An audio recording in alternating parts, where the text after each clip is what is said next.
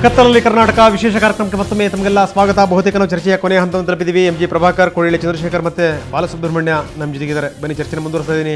ಪ್ರಭಾಕರ್ ಅವ್ರ ಜೊತೆಗೆ. ಪ್ರಭಾಕರ್ ಅವರೇ, ಈ ಕ್ಷಣಕ್ಕೆ ಏನಾಗಬೇಕು, ಸರ್ಕಾರ ಏನು ಮಾಡಬೇಕು ಅಂತೀರಿ?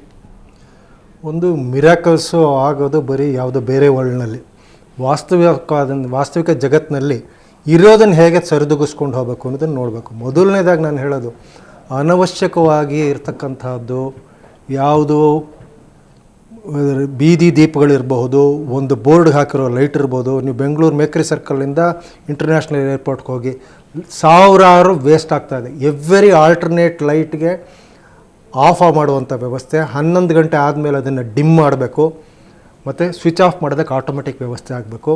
ಮತ್ತು ನಮ್ಮ ಇವ್ರತಕ್ಕಂಥ ಯಾರು ಶಾಪಿಂಗ್ ಮಾಲು ಇವ್ರನ್ನೆಲ್ಲ ರಿಕ್ವೆಸ್ಟ್ ಮಾಡಿಕೊಂಡು, ನೀವು ದಯವಿಟ್ಟು ನಿಮ್ಮದನ್ನು 50% ಕಮ್ಮಿ ಮಾಡಿ, ಈಗ ನಾವೊಂದು ತುರ್ತು ಪರಿಸ್ಥಿತಿಲಿದ್ದೀವಿ, ದಯವಿಟ್ಟು ನಮ್ಮ ಜೊತೆ ಸಹಕರಿಸಿ ಅಂತ ಹೇಳಿ ಅವ್ರನ್ನೂ ಕಾನ್ಫಿಡೆನ್ಸಿಗೆ ತಗೊಂಡು ನಾವು ಉಳಿತಾಯ ಮಾಡ್ಕೊಳ್ಬೇಕು.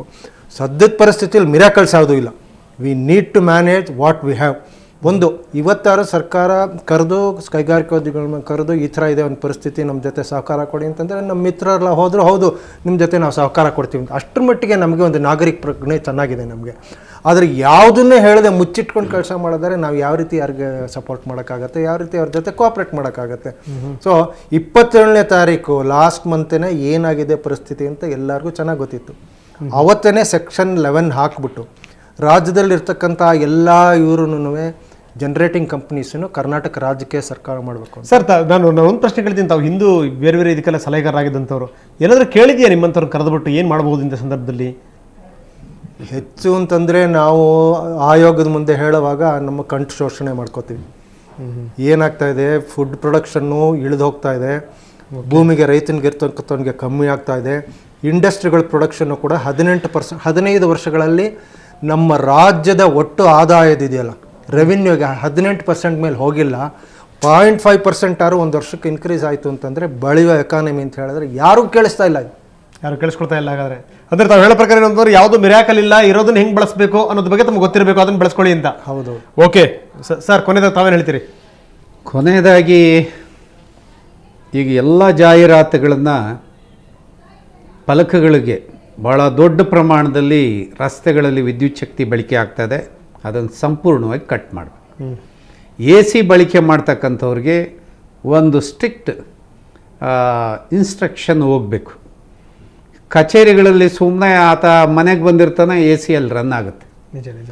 ಹಾಗಾಗಿ ಆ ರಸ್ತೆ ದೀಪಗಳು ತಾವು ಮುಂಚೆನೇ ಎಲ್ಲ ತಿಳಿಸ್ದಂಗೆ ಅದನ್ನು ಫಾಲೋಅಪ್ ಮಾಡಬೇಕು. ವಿದ್ಯುತ್ ಶಕ್ತಿ ಉತ್ಪಾದನೆ ಅಂದರೆ ಈ ತಕ್ಷಣವೇ ಈ ಗಂಟೆಲೇ ಆಗ್ತಕ್ಕಂಥ ಕೆಲಸ ಅಲ್ಲ. ಅದು ಈಗ ಆಗಬೇಕಾಗಿರೋದು ವಿದ್ಯುತ್ ಶಕ್ತಿ ಖರೀದಿ ಮಾಡಬೇಕು. ಖರೀದಿ ಮಾಡೋ ವಿಷಯದಲ್ಲಿ ಸರ್ಕಾರ ಭಾಳ ಜಾಗರೂಕತೆ ವಹಿಸಬೇಕು. ಇದ್ರ ಜೊತೆಗೆ ಈಗ ನಮಗೆ ಯಾವುದೋ ಮಾರ್ಚ್ ತಿಂಗಳಲ್ಲಿ ಬರ್ತಕ್ಕಂತಹ ಅಪಾಯ ಈಗಾಗಲೇ ಬಂದಿದೆ ಅಂದರೆ ಈ ರಾಜ್ಯಕ್ಕೆ ದೊಡ್ಡ ದುರಂತ ಬಂದೈತೆ. ಇದರಿಂದ ಪಾರ್ ಮಾಡಲಿಕ್ಕೆ ಒಂದು ವ್ಯವಸ್ಥಿತವಾದಂಥ ಕಾರ್ಯಕ್ರಮ ತಗೋಬೇಕು. ಈಗ ಆಹಾರದ ಉತ್ಪಾದನೆ ಮೇಲೆ ಹೊಡೆತ ಬಿದ್ದಿದೆ, ಕೈಗಾರಿಕೆ ಉತ್ಪಾದನೆ ಮೇಲೆ ಹೊಡೆತ ಬಿದ್ದಿದೆ. ಇದ್ರ ಎರಡರ ಮೇಲೆ ಬಿತ್ತು ಅಂದರೆ ರಾಜ್ಯದ ಅಭಿವೃದ್ಧಿ ಸಾಧ್ಯ ಇಲ್ಲ ಅನ್ನೋದನ್ನ ಸರ್ಕಾರ. ಸರ್ ತುಂಬಾ ಸಂಕ್ಷಿಪ್ತ ಕೊನೆಯಾಗಿ ಏನು ಹೇಳ್ತೀರಿ ಸರ್? ಸರ್, ನನ್ನ ಒಂದು ಮಾತಲ್ಲಿ ನಾನು ಹೇಳೋದಾದರೆ, ಒಂದು ವಿದ್ಯುತ್ ಶಕ್ತಿ ಏನು ನಾವು ದುರುಪಯೋಗ ಮಾಡ್ತೀವಿ ಅದನ್ನು ಉಳಿಸೋದಕ್ಕೆ ಪ್ರಯತ್ನ ಪಡಬೇಕು. ಎರಡನೇದಾಗಿ, ನಿಮ್ಮಲ್ಲಿ ಈಗ ನೀವು ಪ್ರತಿ ಸಲ ಕೂಡ ನಮ್ಮಲ್ಲಿ ಪವರ್ ಜನ್ರೇಷನ್ ಪ್ಲ್ಯಾಂಟ್ಸ್ ಇದೆ ಅಂತ ಹೇಳ್ತಾ ಇದ್ದೀರಾ, ಇವುಗಳಿಗೆ ಸಂಬಂಧಪಟ್ಟಾಗ ಪ್ರತಿ ವರ್ಷ ನಾವು ಕೇಳ್ತಕ್ಕಂಥ ಒಂದು ಏನಪ್ಪ ಅಂದರೆ ಒಂದು ಮಾತೇನಪ್ಪ ಅಂದರೆ, ಇಲ್ಲಿ ರಾಯಚೂರು ಥರ್ಮಲ್ ಪವರ್ ಪ್ಲ್ಯಾಂಟಲ್ಲಿ ಇದು ಸರಿಯಾಗಿ ಕೆಲಸ ಮಾಡ್ತಾಯಿಲ್ಲ, ಅದು ಸರಿಯಾಗಿ ಕೆಲಸ ಮಾಡ್ತಾಯಿಲ್ಲ, ಅಲ್ಲಿ ನಾವು ದುರಸ್ತಿಗೆ ಇದು ಮಾಡಬೇಕು. ಈಗ ಮೊನ್ನೆ ಕೂಡ ಈಗ ಏನು ಮಾಡಿದರೆ ಶರಾವತಿಲೂ ಕೂಡ ಒಂದು ಟರ್ಬೈನ ನಾವು ಅರ್ಜೆಂಟಾಗಿ ನಾವೇನು ಮಾಡೋಕ್ಕೆ ಆಗಲ್ಲ, ಅದು ರಿಪೇರಿಗೆ ಬರಬೇಕು ಅಂತ. ಈಗ ಯಾವುದೇ ಆಗಲಿ, ಈಗ ಜನರೇಟ್ ಮಾಡ್ತಕ್ಕಂಥ ಒಂದು ಫೆಸಿಲಿಟಿಲಿ ನೀವು ಅದರ ಮೇಂಟೆನೆನ್ಸ್ ಕರೆಕ್ಟಾಗಿ ಮಾಡ್ಕೊಂಡು ಹೋದರೆ ಬರ್ತಕ್ಕಂಥ ವಿದ್ಯುತ್ತನ್ನು ಸರಿಯಾದ ರೀತಿಯಲ್ಲಿ ಸರಬರಾಜು ಮಾಡೋಕ್ಕಾಗುತ್ತೆ, ಕೈಗಾರಿಕೆಗಳಿಗೂ ಕೂಡ ಅದನ್ನು ಅನುಕೂಲ ಆಗುತ್ತೆ. Yes sir. ಸೊ ಸಮಯದ ಅಭಾವ. ಪ್ರಭಾಕರ್ ಅವರೇ, ಕೋಳಿಹಳ್ಳಿ ಚಂದ್ರಶೇಖರ್ ಅವರೇ, ಬಾಲಸುಬ್ರಹ್ಮಣ್ಯ ಅವರೇ, ಸಾಕಷ್ಟು ಮಾತಾಡಿದಿರಿ. ತಮ್ಮವ್ರಿಗೂ ಕೂಡ ಧನ್ಯವಾದಗಳು ಸರ್. ಧನ್ಯವಾದಗಳು.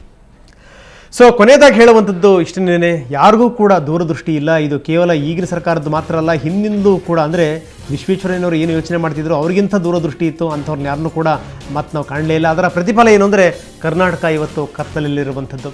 ಬೆಂಗಳೂರನ್ನು ಬಿಟ್ಟುಬಿಡಿ, ಇನ್ನು ಹಳ್ಳಿಗಳ ಸ್ಥಿತಿನ ಕೇಳೋದೇ ಬೇಡ. ನಾನು ಆರಂಭದಲ್ಲಿ ಹೇಳಿದೆ, ಅವ್ರನ್ನ ಮನುಷ್ಯರು ಅಂತ ನೀವು ನಿರ್ಧಾರ ಮಾಡೇ ಇಲ್ಲ ಅನ್ನುವಂಥದ್ದು. ಜೊತೆಗೆ ನಿಮ್ಮ ಬಂಡವಾಳ ಏನು ಅನ್ನೋದೇ ಪ್ರಪಂಚಕ್ಕೆ ಅರ್ಥವಾಗಿದೆ. ಇನ್ನು ಜಾಗತಿಕ ಬಂಡವಾಳದಾರರನ್ನು ಬೇರೆ ಕರಿತಾ ಇದ್ದೀರಿ ನೀವು ಬಂಡವಾಳ ಹೂಡಿ ಅಂತ. ನಿಜಕ್ಕೂ ಕರ್ನಾಟಕದ ಬಂಡವಾಳನ ಈ ರೀತಿ ಜಗಜ್ಜಾಹೀರು ಮಾಡುವಂಥ ಪ್ರಯತ್ನಗಳು ಖಂಡಿತವಾಗ್ಲೂ ಬೇಡ. ಜೊತೆಗೇನು ಅಂದರೆ ನಿಮ್ಮ ತಲೆಯ ಕತ್ತಲನ್ನು ಮೊದಲು ಗುಡಿಸ್ಕೊಳ್ಳಿ.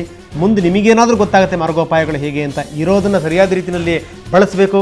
ಈ ಮುಖಾಂತರ ಎಲ್ಲರನ್ನೂ ವಿಶ್ವಾಸಕ್ಕೆ ತಗೊಂಡು ಹೆಜ್ಜೆ ಇಟ್ಟರೆ ಮಾತ್ರ ಕರ್ನಾಟಕಕ್ಕೆ ಭವಿಷ್ಯ ಇದೆ. ನಿಮ್ಮಿಂದ ಸಾಕಷ್ಟು ನಿರೀಕ್ಷೆಗಳಿದೆ. ಇನ್ನಾದರೂ ನೀವು ಹೆಜ್ಜೆ ಇಡಿ ಅಂತ ಹೇಳ್ತಾ ಈ ವಿಶೇಷ ಕಾರ್ಯಕ್ರಮ ಮುಗಿಸ್ತಾ ಇದ್ದೀನಿ. ನಮಸ್ಕಾರ. Thanks very much.